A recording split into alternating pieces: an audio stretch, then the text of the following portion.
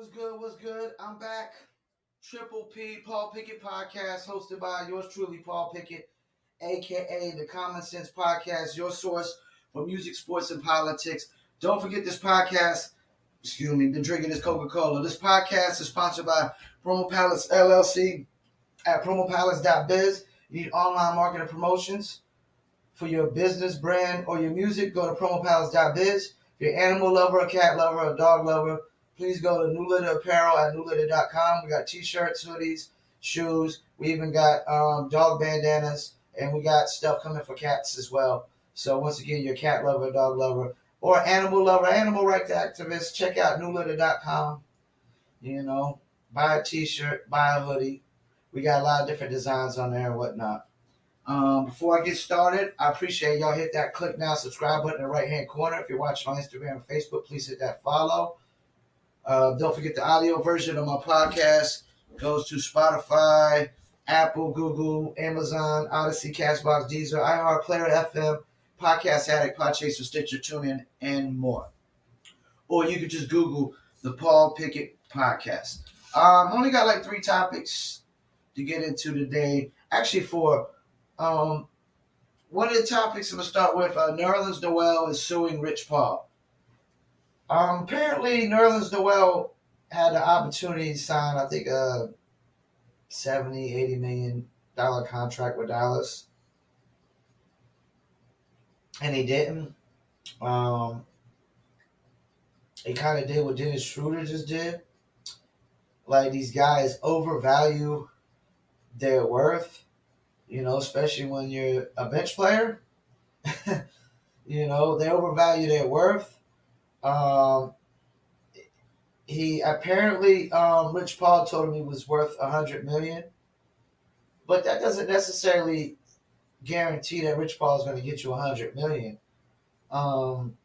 And Nerlens Noel, after he didn't sign the contract, I guess he signed a contract for I want to say it was $4 to $7 million.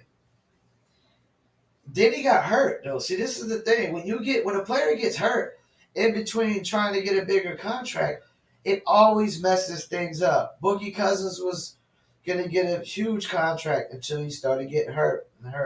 Like, injuries can really screw up things because teams are reluctant to just give a bunch of money to a player when they got to come off a serious injury or whatnot, And I don't remember if Nerlens Noel's injury was real serious, but still, just coming off injuries, period, the timeline and everything, you pretty much got to, this is why I say NBA players and athletes got way more privilege than anybody because they literally get paid $10, $20 million a year to rehab.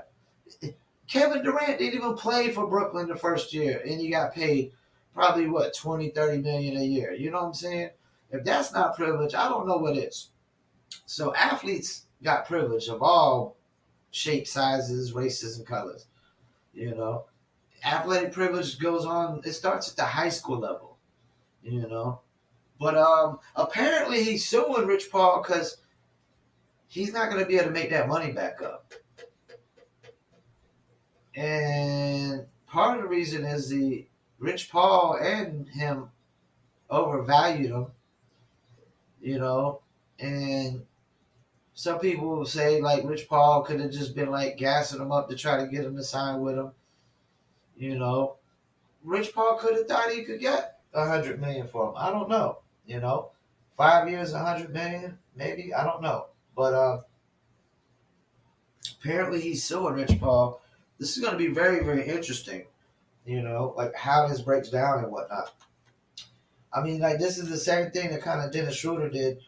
You had an $80 million contract on the table, and you pretty much passed it up, I mean, I think that comes from a place of not just really overvaluing yourself. I think it comes from a place of greed as well. Get a little too greedy. Like, 80 million is not enough. 70 million is not enough. You got to have 100. You can't make another 30 million up outside of basketball. Because if you can't, you're probably not worth that. If you can't make 30 million outside of basketball, you're not worth the 80 million you're getting paid inside of basketball, as far as I'm concerned. But this, I'm interested to see how this is gonna shake out. Nerlens Noel suing Rich Paul. I don't know the amount he's suing him for or whatnot. Um, Depending on how this goes, this could affect business for Rich Paul in the future or not. But we'll see. Another sports topic. I kind of skipped over this one, but I kind of want to bring this one up because I do marketing and promotions for a living. The Megan Rapinoe and Subway. A lot of Subway owners want her removed as a sponsor. This is what happens when you alienate half of your consumer base at one time. As a marketing promotions guy, yes, I get into it with people sometimes because they clearly don't read the descriptions of the services, and then they have these unrealistic expectations because they didn't read the descriptions of the service. When the description of the service clearly states the service is for one thing and they think it's for another, um, then you have legal chargebacks you got to deal with, you know. Then you got these people that want to pay $25 for promotion, but they want to get $250 worth of results. No, if you buy a $25 promotion, you get $25 worth of results. You get what you pay for, you know. But I might get into it with individual customers about things because they didn't read the terms of service, or they didn't read the description, or they might talk to me in a manner they talk to me in a manner like I'm an employee, but I'm a business owner. You can't talk to the owner like he's an employee. The first guy I ever worked for owned seven McDonald's, and I probably did have a little privilege at that job, but it wasn't um, white privilege, as people would say. It was more family friendship privilege. Like, he treated me like I was his son when I wasn't, which I respected. He literally was like the only guy I knew that had the greatest credit ever. He literally got a loan from the bank to buy 7 McDonald's. So I always thought about, like, wow, his credit was so amazing. So amazing. He treated me like a son, gave me a condo on the golf course, $400 a month rent, all my bills included. And don't get me wrong, it wasn't the most amazing condo. It was just a 1-bedroom condo on the Raymond Floyd Signature Golf Course at Myrtle Beach. You know, but I totally looked up to this man. And great man. You know what I'm saying? But back to I totally lost track of where I was going with this. But back to the Megan Rapinoe thing. Like, you can't alienate your whole half of your fan base or your consumer base. It's okay. Oh, I know what I was about to say. He owns 7 McDonald's, right? And people would come up to the register and they would just sit there and just look at the menu. Just stare at the menu like this. Can you give me a second? Or can you give me a minute? And they just stare. All due respect, everybody in the world has been to McDonald's enough time to know what's on the menu. And typically everybody's going to get the same thing every damn time. The menu never really changes too much. It's always the same items, typically, with a few added here and there.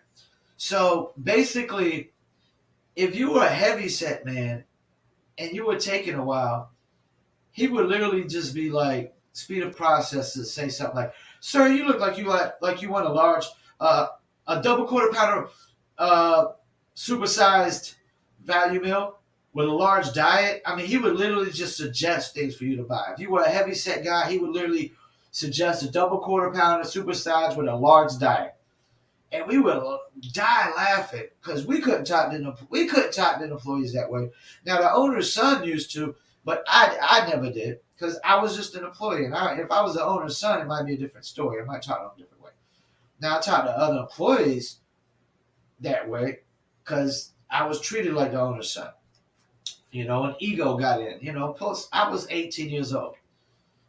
But he would, tell him, like, if you take it so long, he would just And he would ring it up, double quarter pounder, supersized, large diet, And if you were in drive-through, you'd be like, "Can you give me a minute?" He would tell you literally, "Ma'am, sir, can you drive around drive-through a few times and think about what you want? Because I got people in line who know what they want."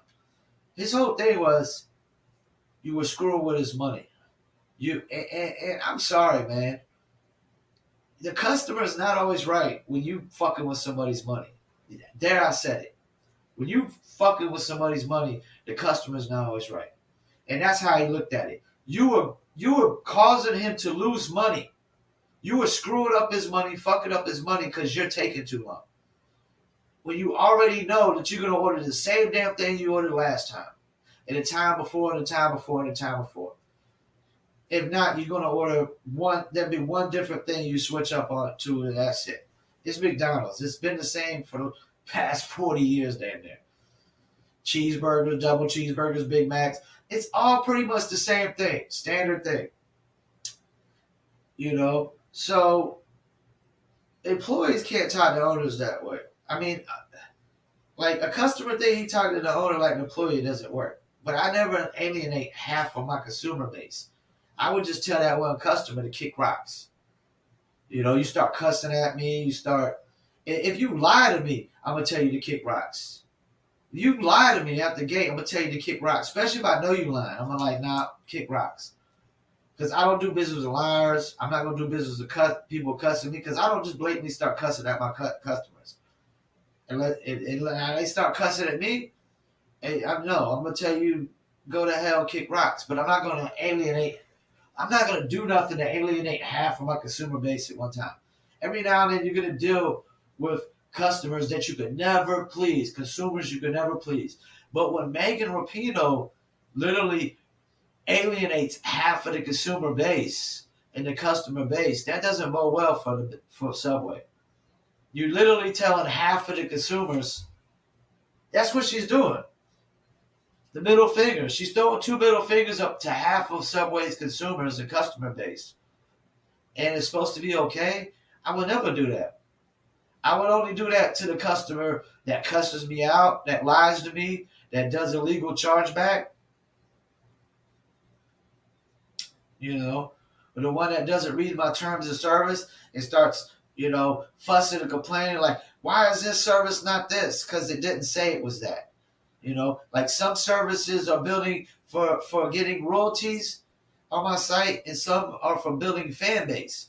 If it says it's clearly for just getting royalties, then it clearly is stating it's not for building fan base. If it clearly states it's only for getting royalties, then it's clearly not for building fan base. Because playlisting is really not the place to build fans anyways. In my business. Advertising is where you really build fans. You got to advertise and engage with fans to build fans. And that's another thing. You got to engage with fans to build fans. And you don't want to engage with them in a manner where you're just going to alienate half of your consumer base. That's what the NFL, that's what the NBA did, with the BLM. Because the BLM is not even a movement for Black lives. It's an LGBT community movement. It's a cover-up movement. It's that they don't even do nothing for Black people. There, I said it. Facts. They don't do nothing for Black people. The only Black people they're doing anything for is the people who started the movement that are buying these mansions up. So you can't alienate half your consumer base at once. That just doesn't bode well. Yes, you might deal with consumers on an individual basis that you just can't deal with because the customer's not always right, because customers file fraudulent chargebacks too, which are illegal. Fraudulent chargebacks are illegal. You're not right. If you're dishonest, you're lying to the person some people lie and say they started with this amount of plays when they started with a whole different amount. And we already know because we took a screenshot or we took count of where they started from, So on that aspect, customers are not always right on an individual basis, but you don't alienate half your consumer base. So enough of Megan Rapinoe. Subway's just going to lose a lot of business. I'm gonna get on this one a little bit, and then I want to end my last little topic of the day. Um, Fresh and Fit and Abba Preach beef. If I am fresh and fit, I would just stop talking about Abba Preach. Every time y'all bring up Abba Preach, oh yeah, hit that click now subscribe button in that right hand corner. Hit the like, reshare it, please. Every time y'all bring up Abba Preach counteracts, it proves y'all as liars, fakes, and frauds. So recently, one of Fresh and Fit's employees, I guess, comes to the front door and have a confrontation about something. Now, I don't know why Fresh and Fit. This is the thing. Fresh and Fit, now that I see it, Fresh and Fit is dumb and dumber. Because basically, the Myron Haynes, whatever, he's the alpha male of Fresh and Fit, and the other guy is the beta male, Fresh Prince, whatever his name is. There's already been a Fresh Prince. He basically is just following the lead of Myron. That's all he's doing, because he's definitely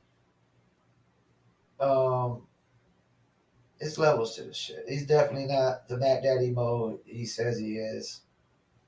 You know, like he was bragging about being with 3 women. Okay, I was with 2 women with my bedroom door wide open with my roommate in the living room watching TV. Whoopie do. You know, that's only because he passed up on one of the chicks the day before that he could have had while I was having the other chicks. But that whoopie do, you know? Like, dudes bragging about the chicks they bone, it's always been the weakest thing to me. Like, you know, a lot of men get to a point where you have meaningless sex. Meaningless sex. I literally had an info one time that I was at a friend's house. I was the only white dude with all my black male friends. This light-skinned black chick is locked out of the door, half naked, with some other black dude damn near in his boxers. They lock themselves out, going to the car or something, or going to smoke a cigarette. And as my neighbor's helping the girl pick her door, she basically tells my neighbor to give me her number. You know, and she was an info, and we did nymphomaniac things. Did I brag about it to anybody afterwards? Nah, it wasn't really like, who wants an info, man? How the hell can you make money every day with an info? It wasn't even, it was just like, it was a cool thing. It was exciting. It's not nothing I want for my relationship. I would never have time to make money with an info. She was literally an info. An info. It was like every single day. And the only reason she was hitting on me or gave me the number is because she was one of those black chicks that were actually like grungy rock chicks. And she liked mainly white dudes. And the only reason she was with the black dude is because it was one of the first guys she met when she moved to Fayetteville, North Carolina, that she could have sex with because she was an info. But she preferred white guys. She was a black chick who preferred white guys. And I was a white guy. I actually preferred black chicks. You know, but at this point in life, I don't. I prefer non-American white chicks and black chicks. I prefer, if I'm going to date any chicks I don't even know if I want any American-born chicks. I think I just want Asian-born, Hispanic-born, and Arabic-born chicks. But back to the Abba Preach thing, you know, like that's the thing. Fresh and Fit, they out there braggadocious, egotistical. They let emotions get in the way of everything. They sit there and talk about this dude that comes to the door, Abba Preach. Like anybody who watches Abba Preach knows that Abba Preach didn't send this guy to the door. And Abba Preach clearly shows he's an ex-employee. You know, the employee clearly states it ain't got nothing to do with Abba Preach. And then Myron Gaines is sitting there with his gun behind his back playing tough guy. No, that's not how you do this shit. Because if somebody, like, this is another thing I want to get into. Like, if any man comes knocking on your door with a confrontation, it's personal. I've only did that one time in my life. And it was because a friend from high school was living with me and decides he wants to move back with his old lady, but doesn't have to pay me rent for the time he stayed there, the last month or whatever. Yeah, so I went knocking on his girl's door where he was staying at and told him, yo, because you better have my money, because if not, if I see you in the street, we're going to be scrapping. So then he decides to come right over with two of his homeboys, talking about I'm in the streets right now, only to get beat up by somebody who can't beat nobody up, really. I'm 5'4" my whole life. I weighed $105. Like, I don't really beat people up. But it was personal. It was personal. You owe me money. You said screw me. Then you try to come over, play tough guy with two people, bring over two of your friends. I got one guy with me who's 16 years old that'll mollywop both of your grown men friends. I had a 16-year-old that would mollywop both of his grown men friends. And they all sat there and watched this fight in the other people's yard. And I ended up me mushing his face in the ground, telling me better have my rent. And after all of that, he ends up paying me my rent and ends up calling me and telling me he appreciated all that because I taught him some values in life. What was that value he taught you in life? You don't screw over people that are looking out for you and that are friends. Apparently, this employee got screwed over. Apparently, Myron and them did something personal. They did something to make this guy. But you standing there with your gun behind your back is so fraudulent and fake. Because I got a 12-gauge shotgun and you come knocking on my door trying to threaten me and confront me. I'm going to show you the 12-gauge shotgun and I'm going to let you know if you step past that door right there, I'm going to turn your ass to Swiss cheese. Not because I'm a tough guy, not because I'm a gangster, because you're coming to my home, threatening my home. And guess what? This is my place of business too. I actually podcast 3 days a week, vlog 3 days a week, and online marketing promotions 6-7 days a week. But it's all about you just coming to my place, to my home and threatening me. I got to defend myself. And I'm a little guy. Who can I beat up? I don't go to nobody's house and do tough guy stuff. I don't go do tough guys. I'm not an internet gangster, internet tough guy. I just a guy who says what I feel, don't bite my tongue, but I don't just go and start confrontations. It's always people that start conversations with me online. They get mad because you comment and you say something and they don't like it and whatnot, And that's really what's going on in this Fresh and Fit. They mad because Adam Preach do what Adam Preach do, call out fraudulent fake things because somebody brought it to their attention, and then Fresh and Fit is doing what they're doing. Like Myron Gaines is always the one kicking women off. I've never seen the other guy kick women off of the show whatsoever. I've never seen him kick women off the show whatsoever. That's how you know he's the beta of that show. And Myron's the alpha. He just follows Myron's lead. He's just a little lost puppy dog following his homeboy. He's not even really a man standing on his own 2 feet or thinking for himself. There, I said it. He doesn't think for himself on that show. Maybe outside of the show, but on that show, he ain't thinking for himself. So Myron's always the one who's emotional, kicking women off the show when he doesn't like something they saying, or they ain't talking on the mic like he wants them to, or they're over talking on people or whatever. He's the one who gets emotional. You know what I'm saying? And that's what happens. They got emotional. And, every time, and that's the thing, every time they get emotional, react, Adam Preacher's going to come out and call them out on their bullshit. And it's not going to bode well because now you're alienating half of your consumer base and your fan base because you're lying to them. It's bullshit. It's horse shit. Yeah, man. So y'all might want to just stop calling Adam Preach out altogether. And, y'all might bode well. But if y'all keep calling them out, Adam Preach is going to call y'all on y'all's BS expose y'all, and y'all might be losing more subscribers because of it. Because the more your consumer base sees this, the more they're going to lose respect. You know? Like I always said, man, I'd rather be an honest asshole than a dishonest nice guy. And Fresh and Fit, they're looking like dishonest assholes. They're not looking like dishonest.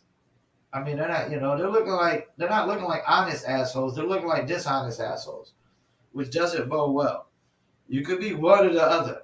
I repeat, you could be one or the other. You can't be both.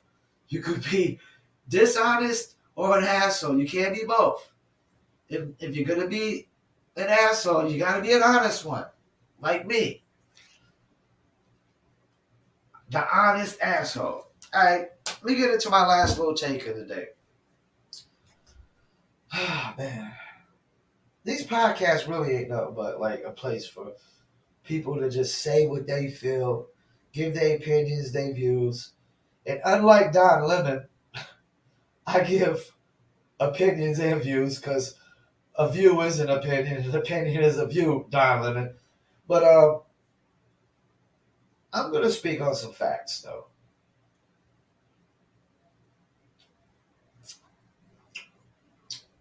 People get the common cold every day. Well, let me tell you, they get it every year. People get the common cold every year. Not me having been sick 2.5 years. Work alone, live alone, die alone. That might be my new motto. Work alone, live alone, die alone. So, is it my responsibility to make sure a complete stranger doesn't get the cold every single year? No, it's not. At the end of the day, who am I responsible for? I have no kids and no wife. I'm responsible for one person and one person only, myself. People get bronchitis every year. People die from bronchitis. Is it my responsibility to make sure a complete stranger, or is it, or anybody else's responsibility for that matter, to make sure a complete stranger doesn't get bronchitis? No, it's not. It's not theirs. It's not mine. Whose responsibility is it? It's the person who's getting bronchitis. If you have kids and a wife, then you're responsible for other people. But you're only responsible for your kids up to 18 years. Of course, a bear cub is moving out in year 1.5. A bear cub is responsible for themselves by age 2. I don't know how humans are so superior to animals when we got to be taking care of 18 years and a bear cub is taking care of itself for 2 years. But that's another argument. We'll say that for another podcast. So, okay, it's fact. People get a bronchitis every year. And it's fact. It's not my responsibility or somebody else's responsibility that a complete stranger doesn't get bronchitis. That's not their responsibility. Okay, people get the flu every single year. 40, 50,000 people get the flu every single year and die from it. Flu-like symptoms, 40 to 50,000. Google it. Where did all these flu-like deaths go during COVID? I wonder, I question, I ask, are they all mixed up in those COVID deaths? More likely, because they didn't just disappear. All of a sudden, flu cases disappeared. Bullshit, bogus, fairy tales, imaginary, made up. So it is fact. 40, 50,000 people die every year of flu-like symptoms. Is it my responsibility that a complete stranger doesn't get the flu? Or somebody else's responsibility that a complete stranger doesn't get the flu? No, it's not.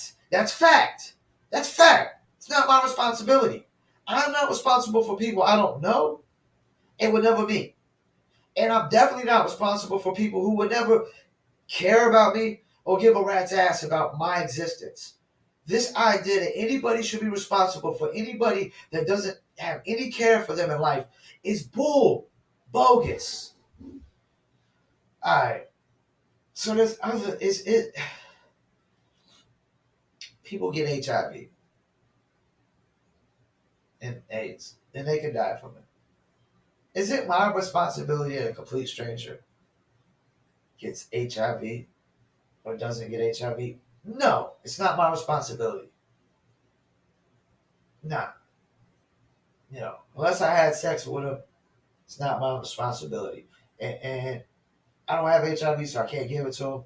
So it's not my responsibility, even if I had sex with him, for them not to get HIV or get HIV if I can't give it to them. They're a complete stranger. I don't know them.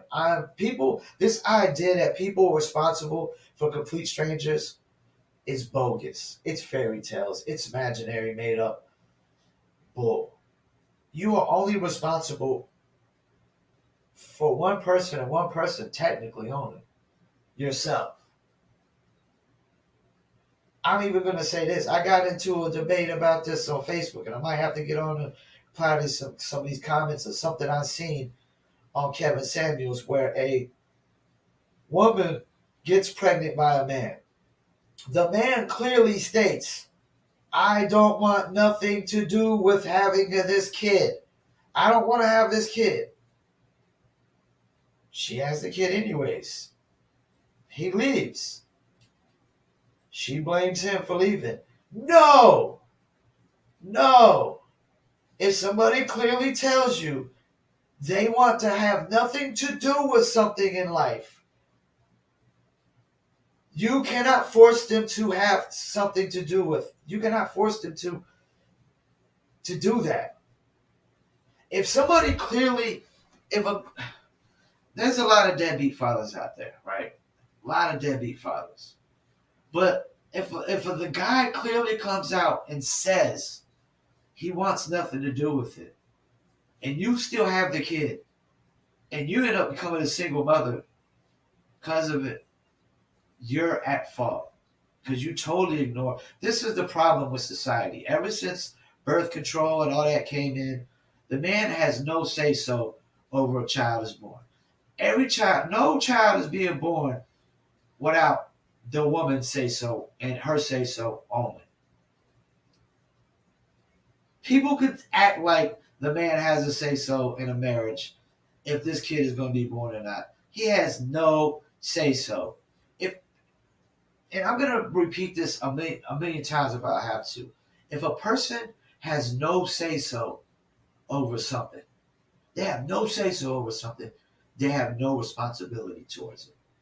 They are not responsible to it. I'm saying it right now. Men they don't have a responsibility to be dads and fathers no more. You know why? They have no choice in the matter. If you have no choice, you have no responsibility towards that. Responsibility comes from a place of choice. People get to choose the things they want to be responsible for and how responsible they want to be in life. If they have no choice in the matter, then they should not be responsible. They should have no responsibility to it whatsoever. So women are not going to give men a choice in the matter of having a kid, that it's not his responsibility to be a father. And that's what's happening this day and age. Men have no say-so whatsoever if a child is being born. Because before birth control and before all this, before there was abortions and there was probably abortions since the beginning of time. That's been going on since. But when birth control came about and all these contraceptions, that's when man's choice went out the door. Because back then, they wasn't even really abortions was really, really, really rare. Really rare. And they were done with uncommon ways, man. So before all this birth control and all that, almost every kid was being born. Once a woman got pregnant, the kid was being born. Whether it was in wedlock or not. Nowadays, that the man has no choice. And if we're sitting here acting like he has a choice, that's total horseshit, total lies. Because every kid being born nowadays is, because the woman wanted to have it. And if you clearly have a kid with a man, and he clearly says he wants nothing to do with it, and he leaves, what did you expect? That the kid would all of a sudden be born and he would just rainbows would come in his eyes, and when a man clearly says, I want nothing to do with the kid, he means it. And if somebody, like, I respect the man that comes out and says that more than the deadbeat father that just disappears. It doesn't say that. But if the man clearly states he wants nothing to do with the kid, and you still have the kid, and you're getting mad because he's a deadbeat father, no, it's your fault. You literally had a kid with a man who literally told you he wants nothing to do with it from day one, and you still went ahead and had the kid. Like everything was going to be all peaches and cream with a cherry on top. No, man, that's some old fairy tales, made up, imaginary, bogus world. That's not how it happens in the real world. If I clearly tell somebody I want nothing to do with you or this or that, I'm not about to have anything to do with it. If I say I want no parts of this, that means I want no parts of it. And if you decide to go against that, oh well. You know. So yeah, this people are not responsible for things they have no say so over, and complete strangers whatsoever. And you're not responsible for people that don't care about you, that would never care about you, that don't even know you exist. You're not responsible for people that don't even know you exist and care to know you exist. That's such horseshit. That's some old, made up. This is the thing. That's like I said. That's that old made up religious love. Nobody loves everybody. That's bogus. That's bogus. You can't, because love, it doesn't happen right away and overnight. You can't know if you can't trust nobody, how can you love them? And this idea that somebody, they love everybody they trust in the world, they don't trust. There's a person out there that loves every single person that they don't trust or you can't trust.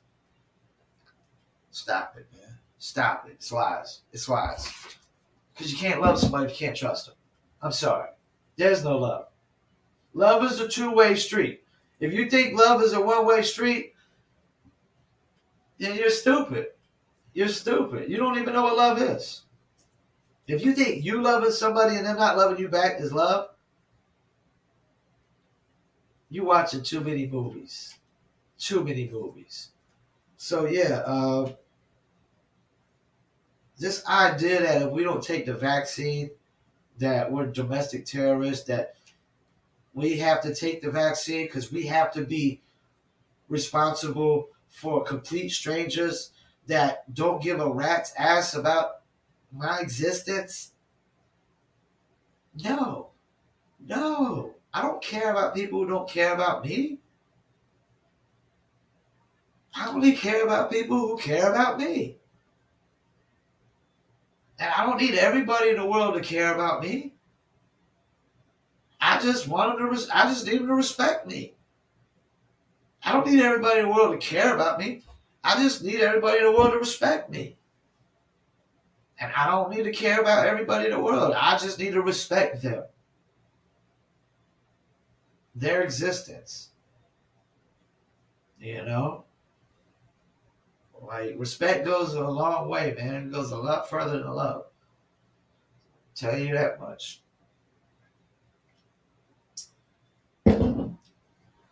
Alright, so, yeah, man. That's my take, man. Y'all gotta stop acting like just because, I work alone and live alone, and who am I harming? Just because I go to the store with no mask and no vaccine? I haven't been sick 2.5 years. Who's getting COVID from me? Anybody should worry about getting COVID. It should be me. I shouldn't be worried about people harming me and getting me COVID because I work alone and I live alone. I don't hang out with a ton of people. My lifestyle dictates that I don't get sick. Rest of y'all's lifestyle doesn't. So if my lifestyle dictates that I don't get sick, why do I got to get vaccinated just so you don't? When your lifestyle doesn't dictate it. Even a friend of mine, like, I said I'll be the last person living on the face of the earth. And I'm not a hermit because I just choose to be a hermit. I'm a hermit because I make money every single day from the comfort of my home. And I don't need to go really nowhere to get anything. I can order my groceries. I can order DoorDash. I can order Grubhub. I can order Amazon Prime. I mean, I can order pretty much everything I need for my household, have it delivered, except tobacco items, or alcohol or whatever. If I need a bottle of alcohol, which I don't hardly ever drink, bottle of Parmesan stays in there for a while, hardly ever drink.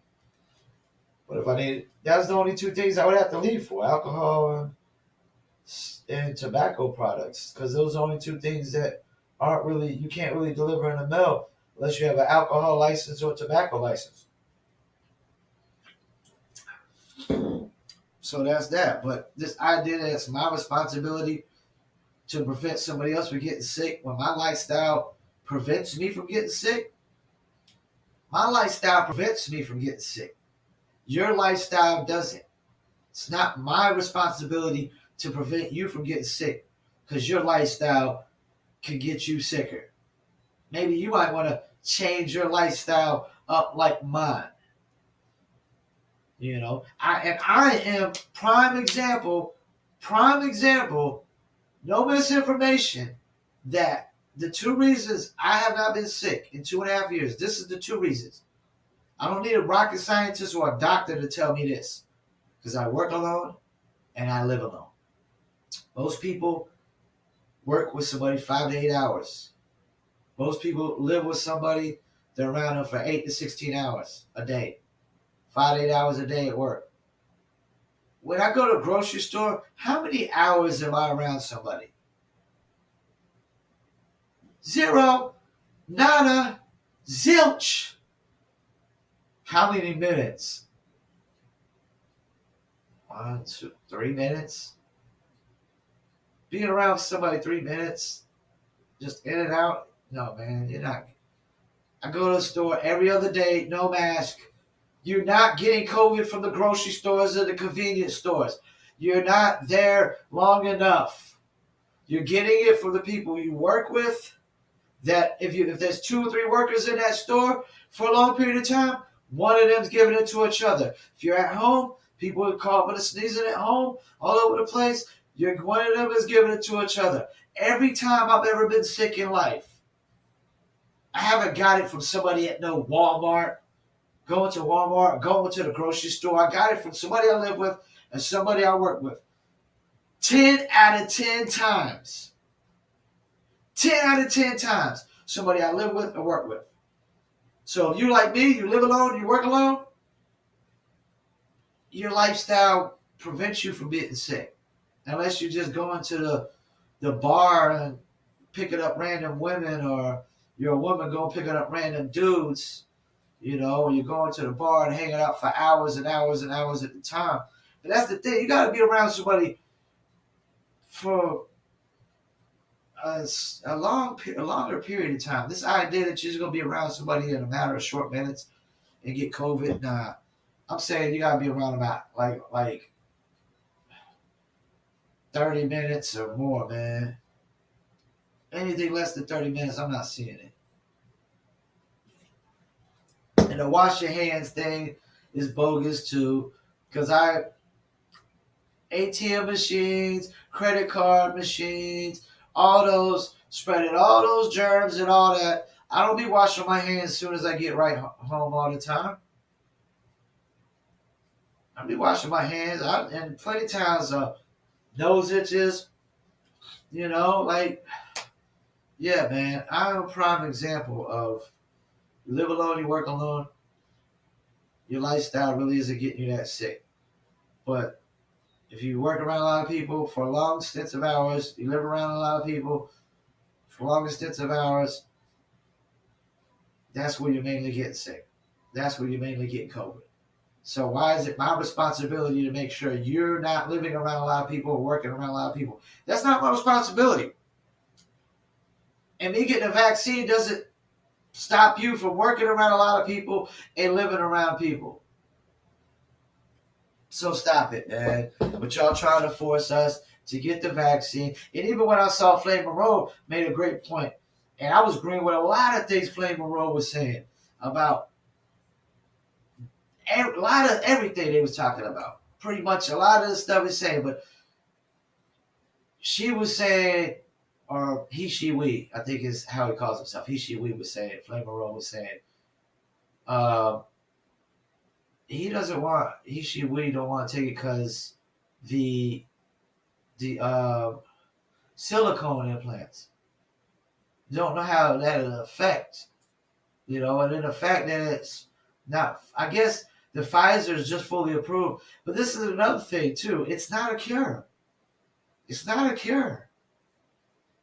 I'm not in the business of temporary solutions. I repeat, I'm not in the business of temporary solutions. If it's not a permanent solution, I'm not with it. I'm a businessman. And if it's not a permanent solution, see, because this is how it works. In the business world, you don't accept excuses when you have problems and issues. You accept solutions. And the vaccine is a temporary solution. And I don't even know if it's a solution. Because people are still going to the ICU with COVID with vaccinated. So I don't even know that it's a solution yet. And even though Pfizer's fully approved it, I don't know that I believe that yet. I don't know this solution. People are still going to COVID, still get COVID, still go to ICU. Now, they're not dying, but still, what's the use of taking the vaccine to still go to ICU and not die of COVID when you would do the same? It could be, they did the same thing when they probably got COVID the first time. Like, you got people get COVID again after the vaccination. They get COVID the first time, they go to ICU, and they just get through it. Then they get vaccinated, they go back to ICU, and they get through it. It's the same thing, with or without. And to me, we just got to let the immunities kick in. We got to let people that are immune just be immune. But yeah, stop it, man. People are still going to the ICU. It's not a permanent solution. I'm not into temporary solutions nowhere in my life. I'm a businessman. I don't accept temporary solutions. I don't go in the business world like when there's a problem, like, well, you know what, this is a temporary solution. Let me do this for now. No. Only the permanent solution is acceptable. The permanent one. Temporary solutions are not acceptable. That's putting a Band-Aid on it. Temporary solutions is just putting a Band-Aid on it. That's all you're doing. You're putting a Band-Aid on it. What happens when the stitches break open and it bleeds again? Guess what? Band-Aids don't help. You got to go get the stitches redone.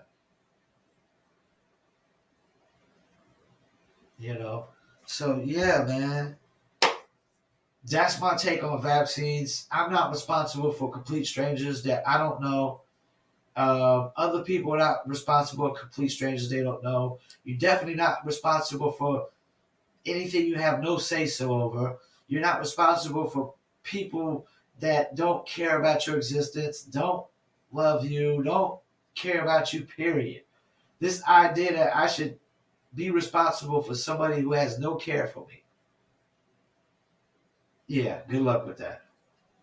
Good luck with that one.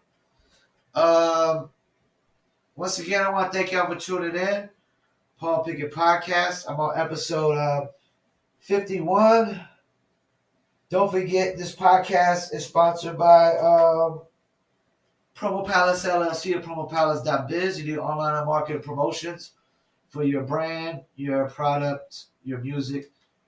Check me out, promopalace.biz. If you're an animal lover, cat lover, dog lover, you like t-shirts or hoodies, check out newlitter.com. We got t-shirts and hoodies with cats and dogs on there. We also got dog apparel like dog bandanas as well. Also, I got to shout out Dizzle brand. I'll be getting a bottle of the Dizzle brand soon. Give it a taste test. Let y'all know what I think. Dizzlebrand.com. Check them out. Mixture of cognac, agave tequila, orange liquor, mango mix, and crisp lemon. And don't forget, when you get your Dizzle, to drink Dizzle on ice. Don't never drink Dizzle warm. Dizzle on ice, man. That's the thing. On ice. Dizzle on ice. Dizzlebrand.com. Follow on Twitter, Facebook, YouTube, and Instagram. What else? Don't forget my audio versions of my podcast goes to Apple, Google, Spotify, Amazon, Odyssey, Castbox, Deezer, iHeartPlayer, FM, Podcast Addict, Podchaser, Stitcher, TuneIn, and more. Video version goes to YouTube, Instagram, TV, and Facebook.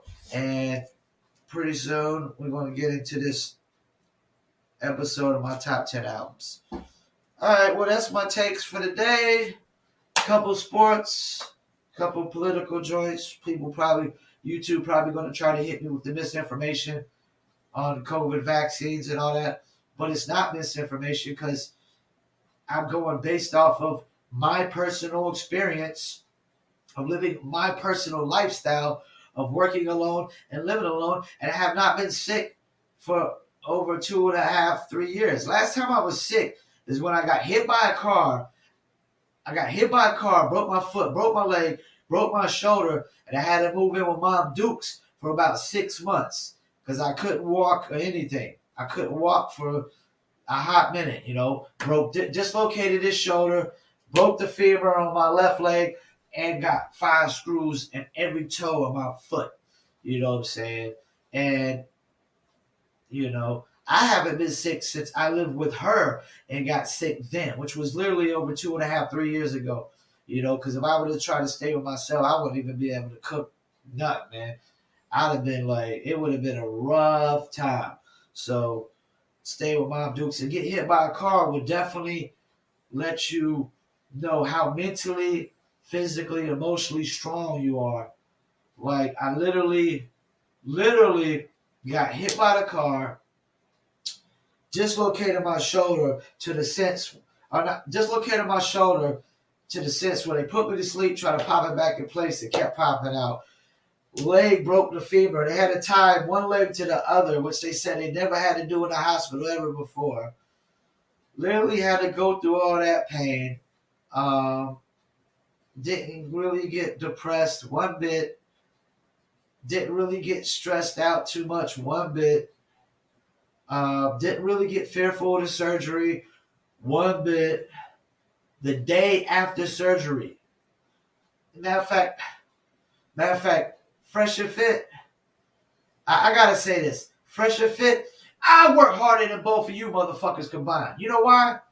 I work harder than both of you motherfuckers combined because the day after I got my surgery,